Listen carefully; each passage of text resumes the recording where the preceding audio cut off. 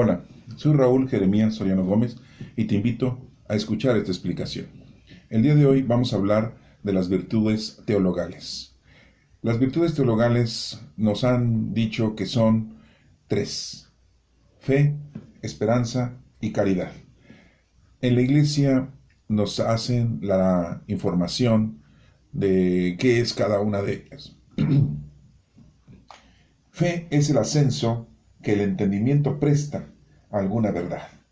La fe religiosa es el ascenso a la verdad, de la revelación divina y a los acontecimientos y doctrinas que ella contiene. Esta puede ser meramente histórica, sin producir ningún efecto en nuestra vida interior y exterior. Y es tal caso una fe muerta, tal como lo tienen los demonios mismos, pero una fe viva o salvadora no solo cree las grandes doctrinas de la religión como verdaderas, sino que las abraza con el corazón y los afectos, siendo así el origen de una obediencia sincera a la voluntad divina, manifestada en nuestros sentimientos y en nuestras obras. La fe en Cristo es una gracia originada en el corazón por el Espíritu Santo, y en virtud de la cual recibimos a Cristo como a nuestro Salvador, nuestro profeta, sacerdote y rey, y le amamos y obedecemos como a tal. Esta fe viva en Cristo es el medio de salvación, no de un modo meritorio, sino instrumental. Sin ella no puede haber perdón de pecados, ni santidad de vida, y en los que son justificados por la fe, viven y se mueven por ella. La fe verdadera es una gracia esencial y el móvil principal de la vida cristiana. Por ella, el cristiano se sobrepone al mundo, a la carne y al diablo, y recibe la corona de la justicia. En virtud de ella, los hombres dignos de la antigüedad obraban grandes maravillas, siendo sostenidos por la omnipotencia al hacer todo aquello que Dios prescribía.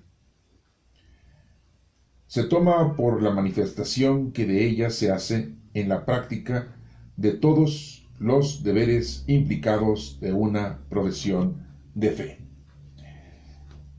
Tenemos varias citas bíblicas que vamos ahorita a escudriñar, cada una de ellas. Vamos a pasar a ver qué de información tenemos con respecto a la virtud teologal esperanza. Algunas veces, en hebreo, se dice es ponerse sobre. La esperanza, por lo común, es el deseo y la perspectiva de alcanzar algún bien, especialmente la perspectiva segura de la salvación y de todas sus bendiciones para esta vida y la venidera, por los méritos de Cristo. Es uno de los tres grandes elementos de carácter y la vida del cristiano. Su prenda segura se encuentra en la vida espiritual ya implantada en los creyentes y que debe prolongarse por toda la eternidad. El Espíritu Santo la inspira y la conserva. Los incrédulos están sin esperanza porque están sin Dios. Cristo es la esperanza de los creyentes, porque ellos hacen depender todo en Él. Y porque es en la segunda venida de Jesús que se realizará la esperanza de alcanzar la gloria. La esperanza los pone en aptitud de soportar las aflicciones del presente y los estimula a trabajar diligentemente, a luchar para lograr la posible semejanza a Cristo. Bueno, y la información que tenemos de la caridad nos menciona en las Escrituras que no solamente significa el acto de dar limosna, ni la indulgencia con que se juzga al prójimo, sino el amar a los demás como nos amamos a nosotros mismos, sentimiento que nace del supremo amor de Dios y se manifiesta en todas las acciones buenas. Y la caridad, pues va de la mano con el amor. Eso es muy importante que lo tengan ustedes presente. Y bueno, vamos a pasar a ver unas lecturas en donde nos habla de la fe para que ustedes lo corroboren y lo tengan presente. Y lo vamos a ver en el Evangelio. Tenemos el Evangelio de Juan 13:15, porque tenemos también una cita bíblica de Santiago 2:17, pero vamos a leer primero la del Evangelio de Juan, porque es un discípulo que ustedes, como ya saben, uno de los que muere hasta el último, y que nuestro Señor le permite tener una experiencia de la fe, ya que él deseaba de alguna manera ya partir. Pocas personas podemos decir que ya lo que quieren es morirse y llegar a la eternidad con nuestro Padre Dios. Y en este caso pues tenemos a Juan, que lo menciona. Dice en el capítulo 3, desde el versículo 13, el 14 y el 15.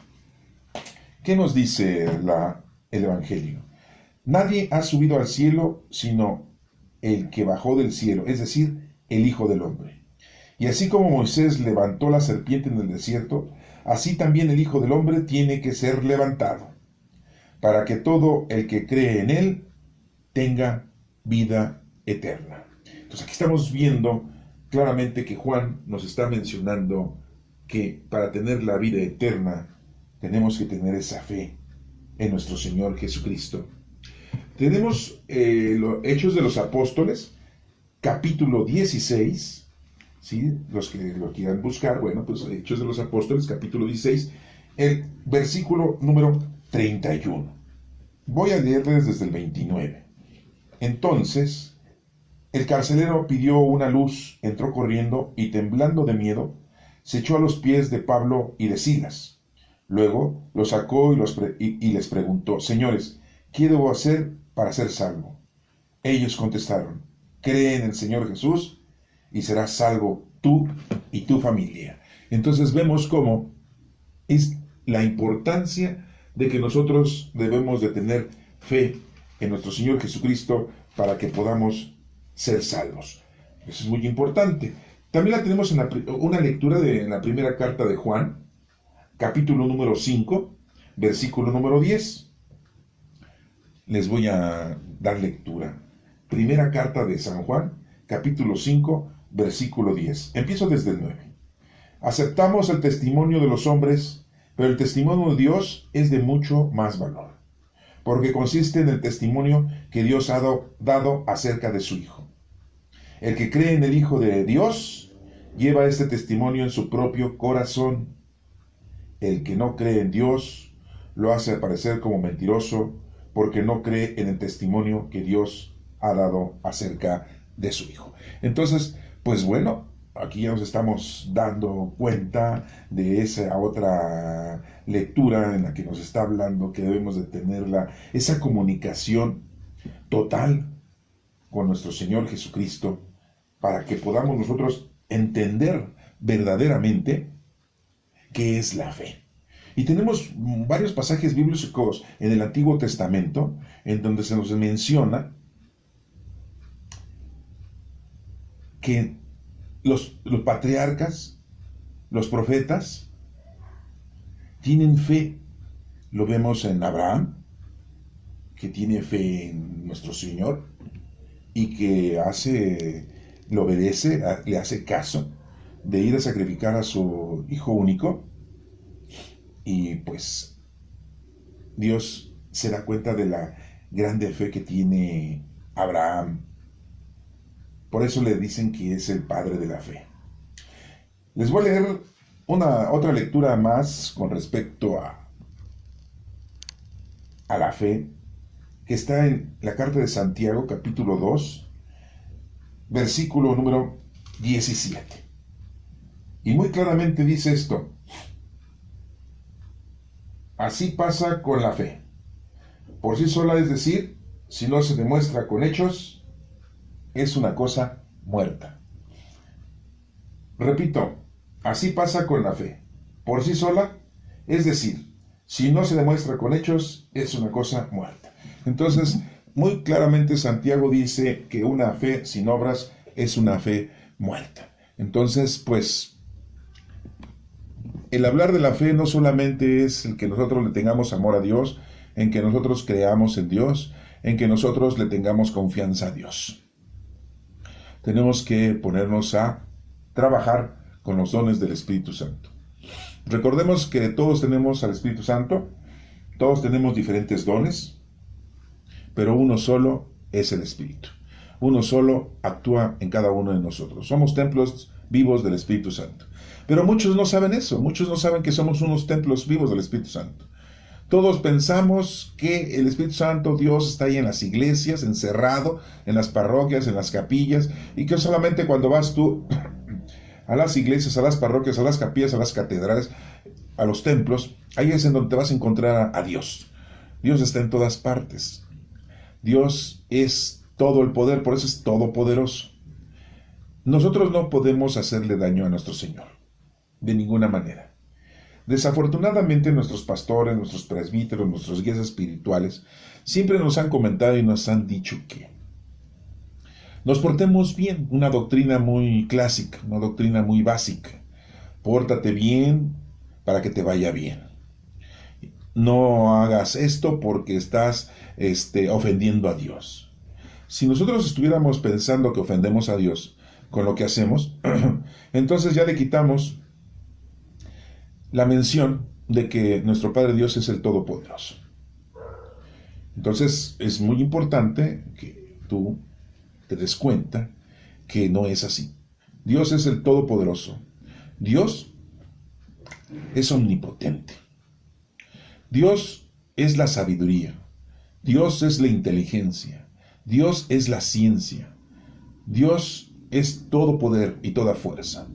Nosotros, al cometer algún error, al cometer un pecado, como le decimos, pecado es ausencia de Dios, cuando llegamos a hacer algo que esté en contra de lo establecido por las leyes divinas, los que nos estamos castigando, los que nos estamos alejando, los que nos estamos perjudicando somos nosotros. En ningún momento nosotros estamos dañando a Dios, ofendiendo a Dios, porque entonces ya no sería todopoderoso. Nosotros desafortunadamente a nuestro Padre Dios lo vemos como un papá ser humano, porque como nuestro Señor Jesucristo se presentó en cuerpo humano, y Dios nos dijo que era su Hijo, su único Hijo, y que lo había enviado para salvarnos. Entonces tenemos esa imagen, esa teoría de que Dios es como un ser humano. Y desafortunadamente la Iglesia, y hablo de la Iglesia Católica, no voy a hablar de otras iglesias, hablo de la Iglesia Católica, nos presenta a Dios en una escultura o en una pintura, en donde ponen a un señor ya de edad, con barba y bigote blanca, y aproximadamente un señor como de 70, 80 años, o más, sentado encima del mundo, el planeta Tierra, y en el lado derecho está sentado nuestro Señor Jesucristo, cargando su cruz, ¿no? ¿Sí? Y no tenemos ninguna imagen de nuestro Señor Jesucristo, excepto la que han sacado en la Sábana Santa, que dicen que fue la que envolvió a nuestro Señor Jesucristo. Pero después hablaremos de ese asunto. Y nos muestran al Espíritu Santo en forma de paloma. ¿Por qué hacen estas imágenes? En primer lugar, a nuestro Padre Dios, porque dicen que como Él fue el creador de todo, ya está viejito, ¿no? Ya pasaron muchos miles de años y pues ya es un señor viejito, ¿no? O sea, imagínense, qué barbaridad. Tenemos la imagen esa de que es un señor que con los años va envejeciendo como nosotros, ¿no? Y eso es una verdadera estupidez pensar eso, ¿no? Pero desgraciadamente les digo que la Iglesia nos proyecta ese tipo de imágenes. ¿Y saben por qué? Porque piensan que somos muy imbéciles, muy tontos, muy imaginativos, ¿no? Entonces que si no tenemos una imagen, no vamos a poder entender quién es nuestro Padre Dios, en vez de que nos explicara las cosas correctamente. Y desafortunadamente para ellos, pues todo esto pues no ha resultado benévolo para la feligresía. En su tiempo y forma, en algunas generaciones, pues a lo mejor les sirvió para acercar a Dios a esa gente, ¿no? Pero en realidad nuestro Señor pues no tiene un cuerpo así de viejito, ni mucho menos, ¿no? ¿No? O sea, eso es exagerado. ¿Por qué ponen a nuestro Señor Jesucristo así? Pues porque era un ser humano, judío, entonces le dan una apariencia judía, y fue crucificado, y por eso le ponen una cruz cargándola. Y pues lo vemos nosotros en los evangelios, ¿no? Vemos toda la pasión de nuestro Señor Jesucristo, y entonces entendemos verdaderamente el asunto, cómo fue que nuestro Señor Jesucristo vivió, aunque no tenemos su rostro, ¿no? Sí, unos dicen que traía el cabello largo, otros dicen que traía el cabello corto. Sí, anteriormente pues no había peluquerías, ¿no? Pero sí se cortaban, sí se afeitaban, sí, y sí se cortaban el cabello, no lo iban a dejar crecer hasta los tobillos, ¿verdad? Bueno. Entonces, la fisonomía que nos dan, pues es la fisonomía de un judío. Bueno, y después nos hablan del Espíritu Santo. ¿Y por qué ponen al Espíritu Santo en una paloma? Pues porque cuando nuestro Señor Jesucristo es bautizado en el río Jordán por Juan, su primo, el tal llamado con ese apodo Bautista, porque bautizaba, en ese momento se apareció una paloma en el cielo y que dijo, y se oyó una voz que dijo: este es mi Hijo amado, en que tengo todas mis complacencias, dijo nuestro Padre Dios. Dicen los evangelios que pues, el que escuchó la voz pues, fue la gente que estaba ahí, Juan, ¿verdad?, que escuchó la voz de nuestro Padre Dios. Bueno. Y como se apareció una paloma volando como encima de nuestro Señor Jesucristo, entonces dicen, pues es el Espíritu Santo. Bueno, pero el Espíritu Santo vemos que viene en Pentecostés con los discípulos, 50 días después de la resurrección de nuestro Señor Jesucristo. Y no se aparecen palomas encima de cada uno de los discípulos, no se aparecen palomas en cada una de sus cabezas, sino, dice las Escrituras en Hechos de los Apóstoles, capítulo 2, ahí dice, como, que se aparecen como lenguas de fuego, ¿sí?, encima de la cabeza de los discípulos. Entonces tenemos mínimo, tenemos dos fisonomías del Espíritu Santo, ¿no?, para que lo pudiéramos entender, ¿no? ¿Sí? Una es la paloma y otra es las lenguas de fuego que cayeron sobre el suelo. Como lenguas de fuego, no es que fueran lenguas de fuego. Nos menciona la Escritura que eran como lenguas de fuego. Entonces, pues, también no vayamos a pensar que se quemaron la cabeza, ¿verdad? Y por eso se les quemó el coco, y por eso es que algunos misioneros y algunas agrupaciones religiosas se cortan el cabello en la cabeza, ¿verdad? Sí, se lo pelan, y como San Antonio, ¿verdad?, ¿sí?, todo calvo y alrededor greñas, ¿verdad? Sí, se ven medio ridículos, ¿verdad? Sí, pues mejor se hubieran puesto una kipa, ¿no? Como los judíos, ¿no? Para representar que nuestro Padre Dios está por encima de todos nosotros. Pero no, ellos decidieron rasurarse, ¿verdad? Y dejarse alrededor el cabello, ¿no? Se ven rechistosos, ¿no? Pero bueno, entonces tenemos esas dos fisonomías del Espíritu Santo, ¿no? Esas tres divinas personas de cómo nosotros hemos conocido a Dios. Y entonces esto nos hace que la iglesia ponga una escultura, una imagen de Dios Padre, Dios Hijo y Dios Espíritu Santo de esa manera, ¿no? Pero nada que ver, definitivamente nada que ver, ¿no? Porque Dios está en todo el mundo. Y hablar de todo el mundo no es estar hablando nada más de la Tierra o de los planetas de ese sistema solar, no, ni de este universo ni de esta galaxia, porque hay muchas galaxias, hay muchos universos, y todos están sustentados con el poder de Dios, ¿sí?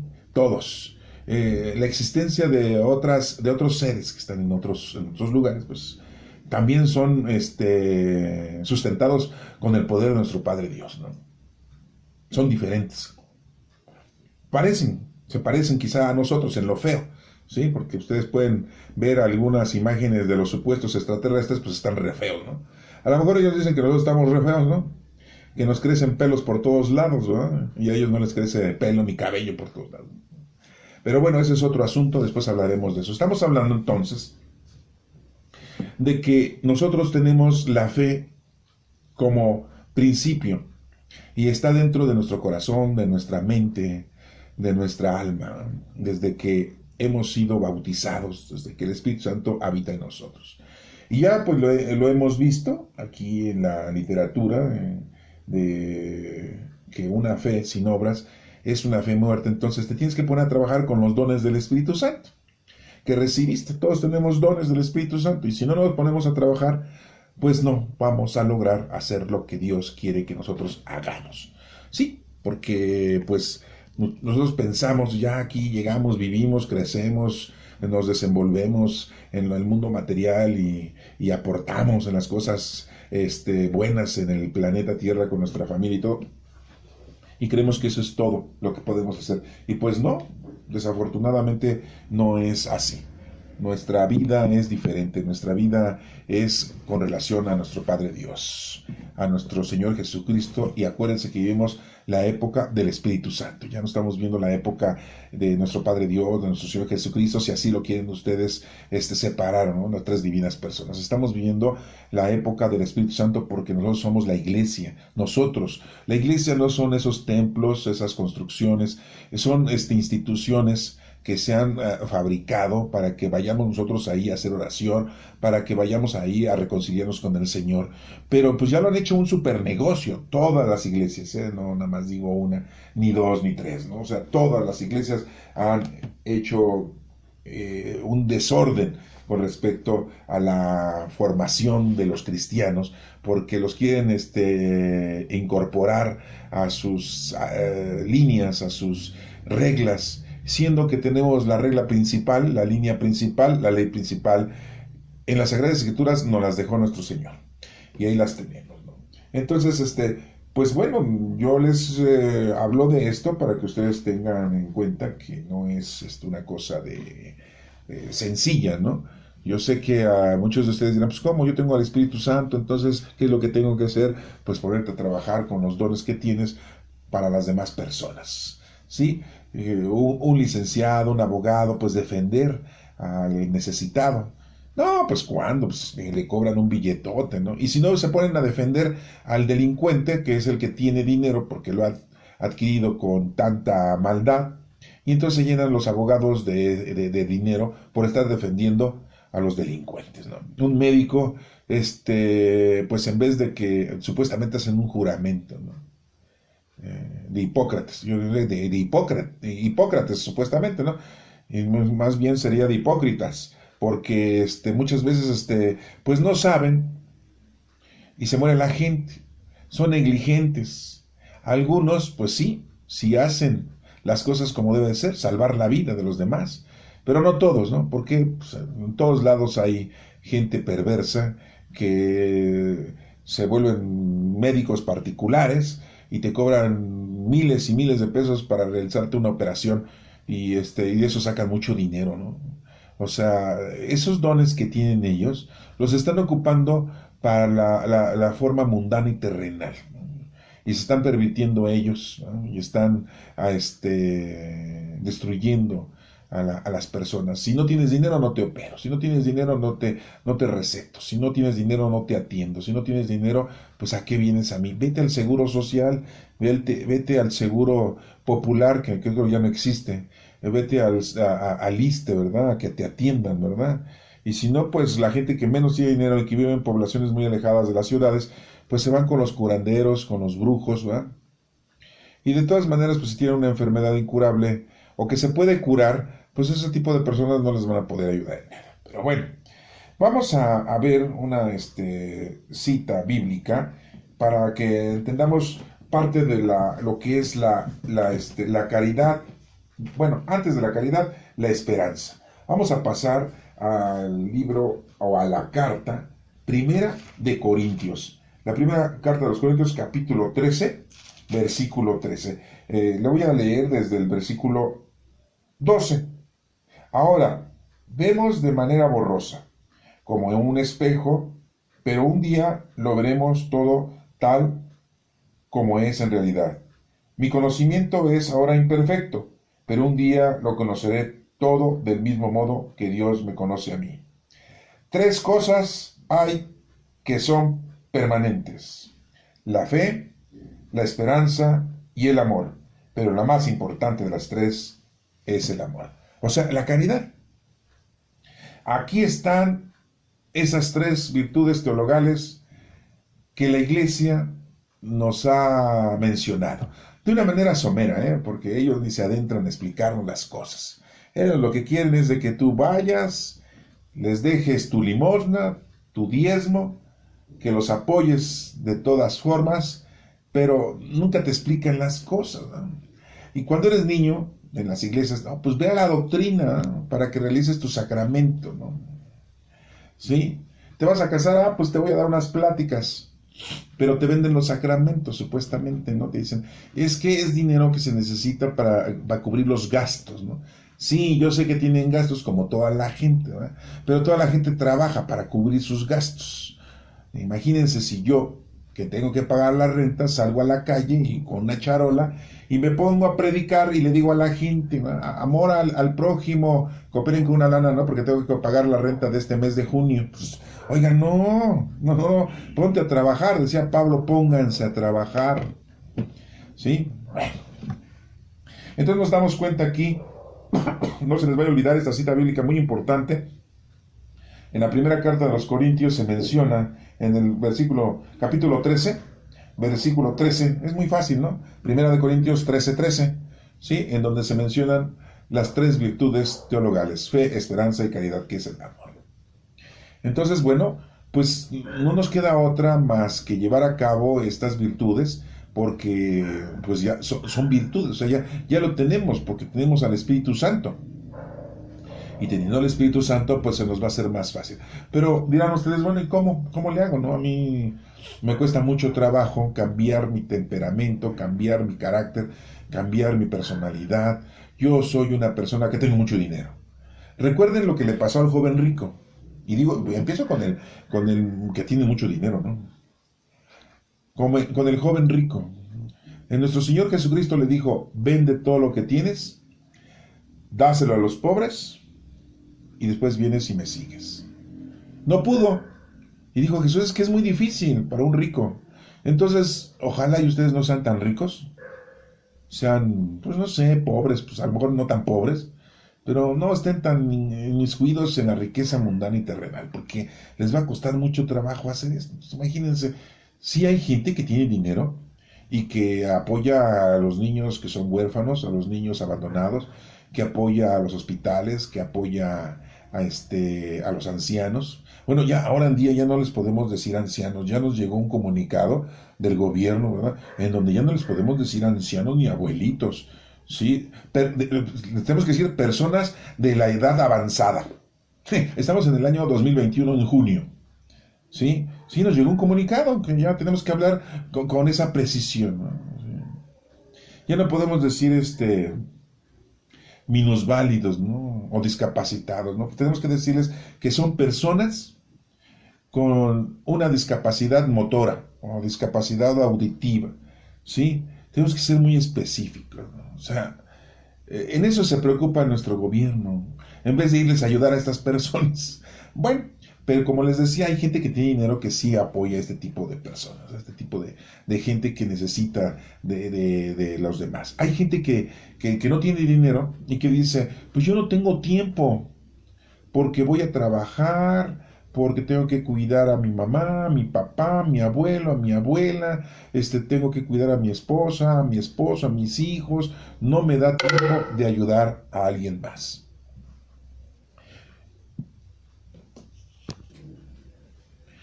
Y bueno, pues ese tipo de personas no es que pongan un pretexto.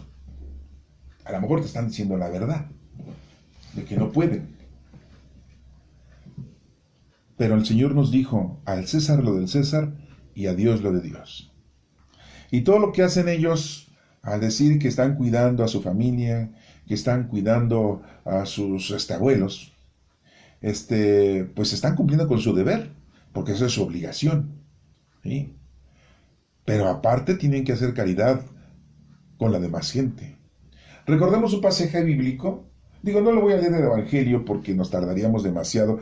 Ya llevamos 30 minutos y todavía me falta comunicarles algunas otras cosas más, que es lo de la caridad, el amor que le debemos de tener y que va agarrado de la mano, ¿verdad? Con la fe, la esperanza y la caridad, que son las tres. Las tres están agarritas de la mano, ¿no?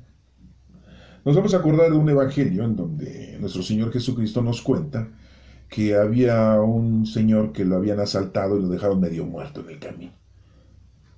Y pasaron tres personas, ¿no? Un sacerdote, un levita y un samaritano, ¿no? El sacerdote no hizo caso de ayudarle, el levita tampoco. Pero el samaritano sí. Y no solamente lo atendió, lo ayudó, sino que se preocupó por él por los siguientes días para que esa persona saliera adelante.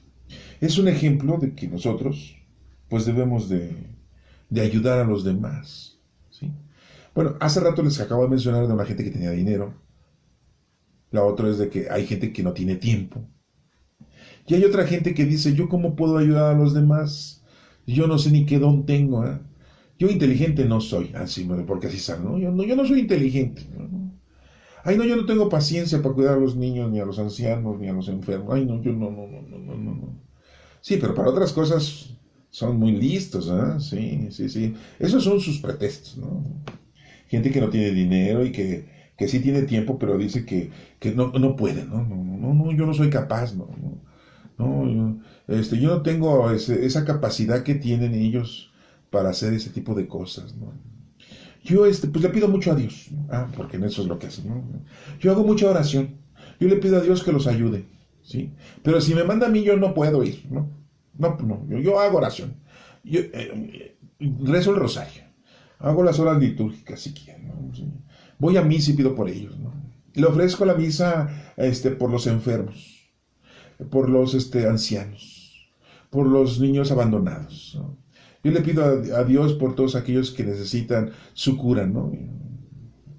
Y ya creen que con eso ya le hicieron, ¿no? No están pidiendo, no están haciendo oración. No está mal que hagan oración, ¿no? Está bien, pero sí pueden. Lo que pasa es que no quieren. No quieren abandonar sus hechos que hacen en todos los días, ¿no?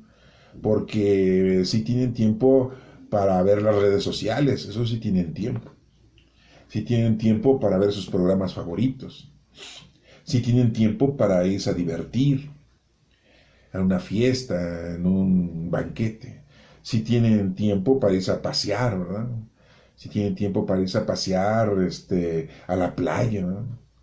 Y si bien les va, ¿no? Y si no, se van hasta todavía más lejos, ¿no?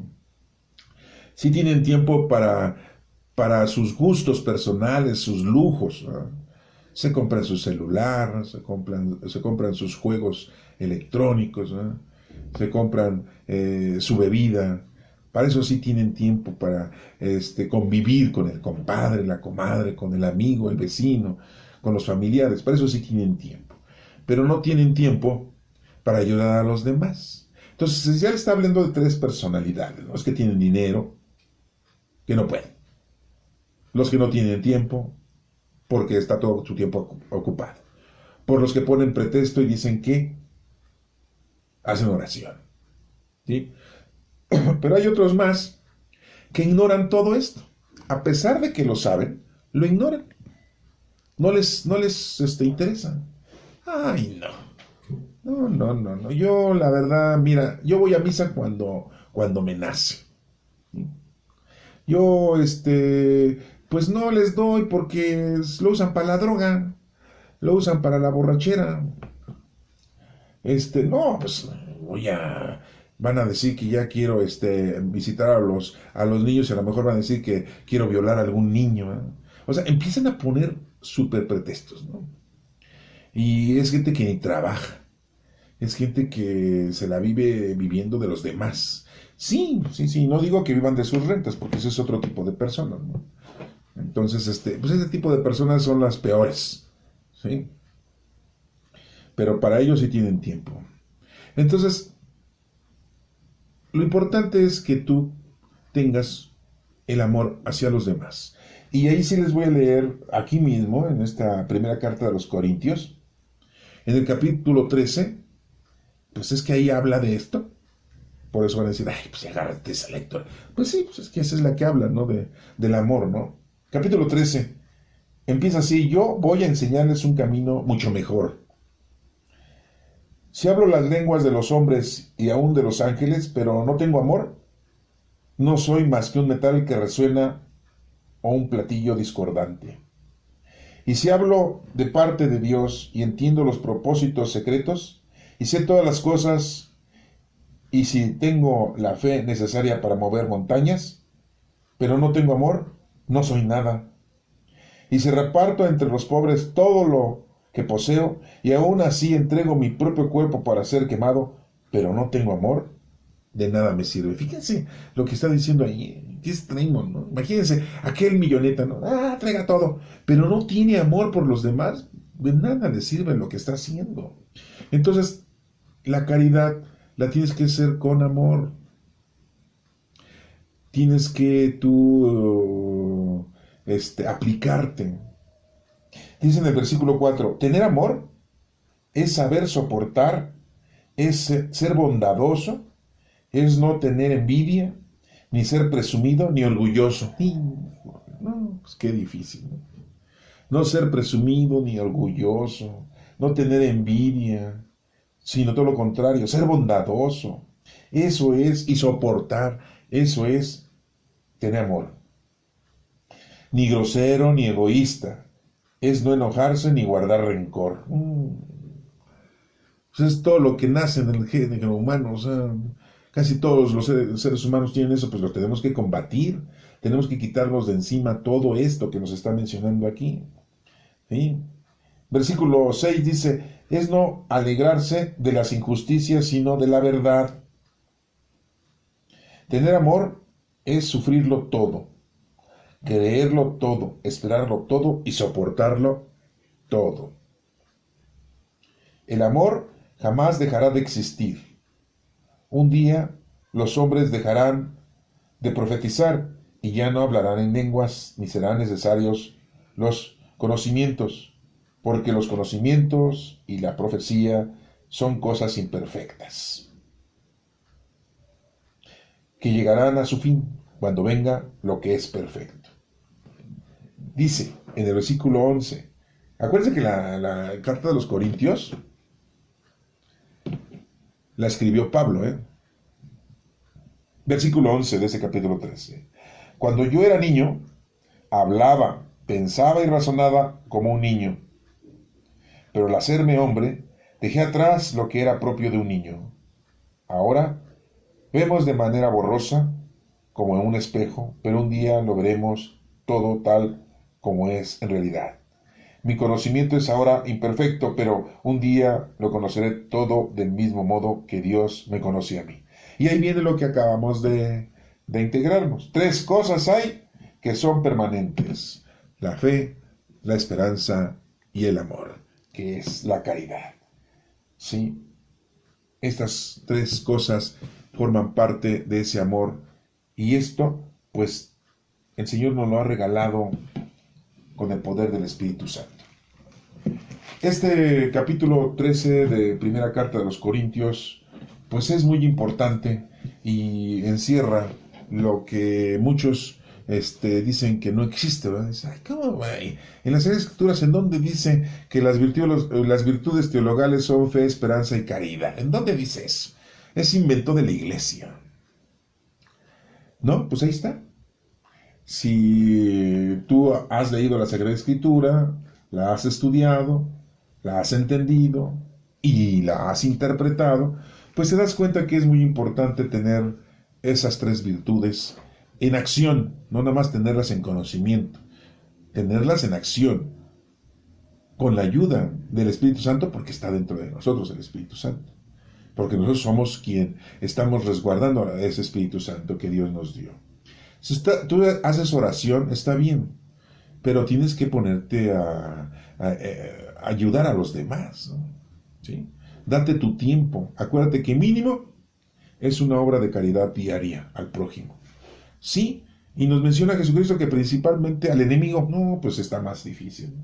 Ya me imagino a Joe Biden haciéndole un bien a Vladimir Putin, el de Rusia, ¿verdad? Sí, no, porque como que se llevan bien, como que son disque amigos, pero no, es pura política, ¿no? Pura diplomacia, ¿no? Pero imagínense, así debe de ser. Tenemos que poner a hacer nuestra obra de caridad al necesitado, ¿no? ¿Sí? Con lo que tienes tú, con lo que ese don te ha dado, pues ayudar a los demás. Bueno, espero que te haya servido un poquito esta explicación pequeña de las virtudes teologales, que son la fe, la esperanza y la caridad, y si vienen aquí en la Sagrada Escritura, aquí están, ¿sí? Y como te digo, tenemos muchos personajes bíblicos que nos hablan de la fe. Vemos la fe de Abraham, vemos la fe de Jacob, ¿sí? Vemos la fe de José el soñador, ¿sí? Vemos la fe que tuvieron muchos profetas, ¿sí? Isaías, Jeremías, Ezequiel, Daniel. Imagínense, Daniel estaba ahí encerrado en un pozo ahí con los leones. Y los leones pues, parecían como cachorritos, ¿no? Así como French Pooh, los leones, ¿no? Los apapachaba y los acariciaba y todo. Y los leones muertos de hambre, pero lo veían a él como, pues no sé, como un bloque de metal. Pues, ¿cómo voy a morder a este? Pues si es un bloque de metal, pues este no es alimento para mí, ¿no? O lo veían como papá león, ¿no? Ese es el papá león, ¿no? Pues como nos lo vamos a comer, pues es el papá león, ¿no? Entonces, pues la fe muy grande, sí que tenía. Recordemos también al santo Job, que es el santo de la paciencia, ¿verdad? Pues la fe que le tenía a nuestro Señor, bueno, increíble, ¿no? Dios me dio todo, pues Dios me lo quita y ya, así es. Y así debemos nosotros de entender esto, ¿no? Pero bueno, para llegar a esto, primordialmente ustedes deben de dejar que se mueva el Espíritu Santo dentro de tu corazón. Que Dios te bendiga.